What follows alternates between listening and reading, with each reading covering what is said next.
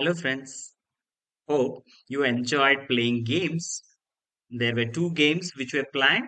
I hope you enjoyed both of the games. So, we have seen how to write a function and use a function. Then we have seen how to use a module. Next, moving on to the next element, which is a package.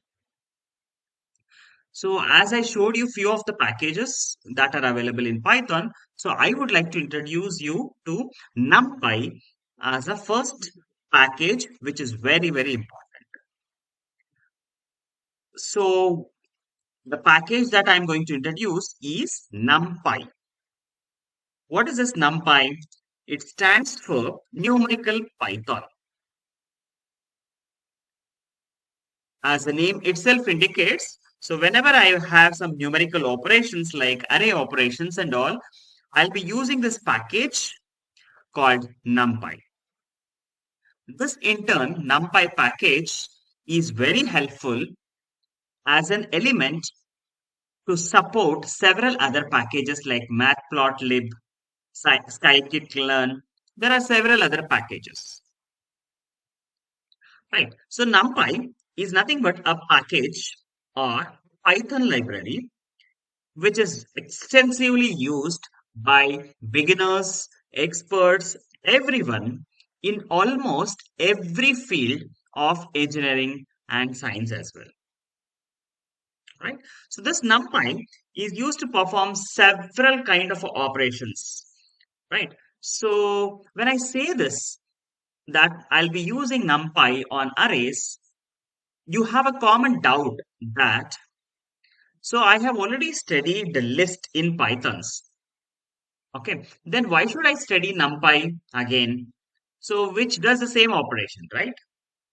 So, let me tell you quickly some differences between the list in NumPy and list in Python and NumPy, right? So, though NumPy provides faster and efficient ways of creating arrays and perform several mathematical operations on the data, so the disadvantage or the limitation is it cannot handle non-homogeneous data. If you remember the Python list that we had studied, so the list can consist of non-homogeneous data as well. When I say non-homogeneous data, I refer to one of it to be one of the element to be integer, one of the element to be string. Like this, there was non-homogeneous elements present in the list. But this NumPy array does not support non-homogeneous data. Instead, it will consider only the homogeneous data, right? So NumPy array, by using this, right? So I will be able to do my job very quickly, right? And the computation becomes much more faster as compared to that of a list that I'll be using in the list that I'll be using in the Python, right? So as I said, like, so whenever I'm using a function, I'll be using a keyword def, right? So similarly, when a module, how I have used import, okay, so I'll be using the same way. I'll be importing NumPy. Okay, so every time I have to give an extension is say I want to do some operation which is already there in this package. I have to say that this is available in this package. So I have to say like numpy dot whatever is the operation that I want to do. Numpy dot whatever is the operation that I want to do. Numpy dot whatever is the operation that I want to do. So every time I keep on using this numpy. So in order to do avoid it, so what I can use is the standard way is so I'll use a short form, right?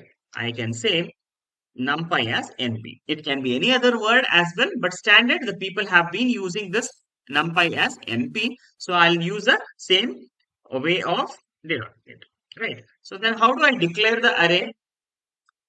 How do I declare the array? So I will use now a is equal to np dot array.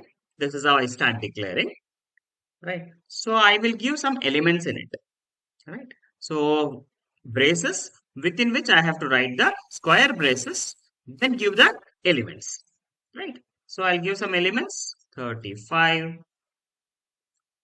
1, 34, 26, sorry, 36, 27. Some random numbers I have given. I can generate random numbers and give as well. That we will see next. Then what I can do is I can check now what is the type of the data type of A, right? How do I do that?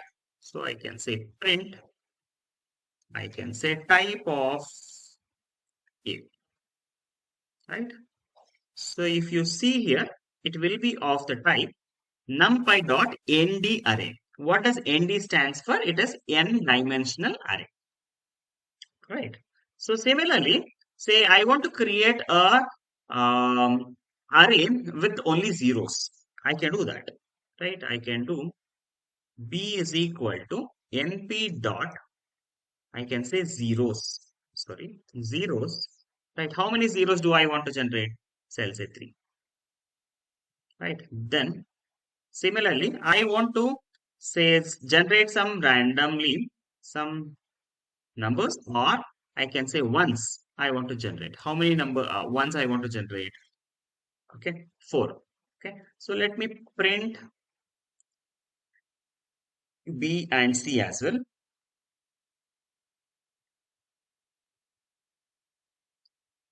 Okay, so first one was the type was displayed, then 3 zeros and 4 ones were generated. By using this numpy, so the whatever is the functions that are defined, I can easily use it. For example, so now I have an array declared here. Say suppose I want to sort this array. Okay, sort this array and put it in some variable d.